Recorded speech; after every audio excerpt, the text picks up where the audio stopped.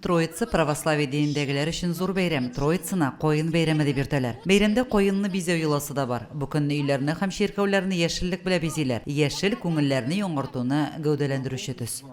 Троица означает это День Святого Духа, Отца, Сына и Святого Духа.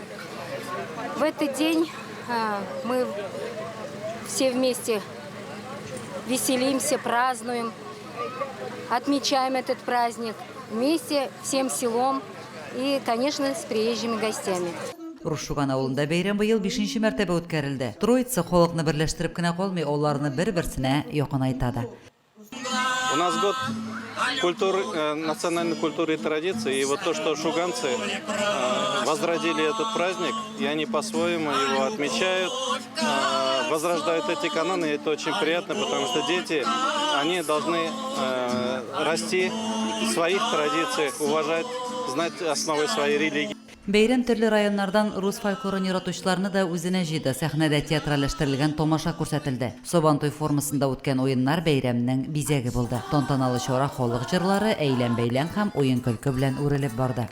Троица – это такой православный религиозный праздник, отмечается на 50-й день после Пасхи, поэтому дата всегда разная.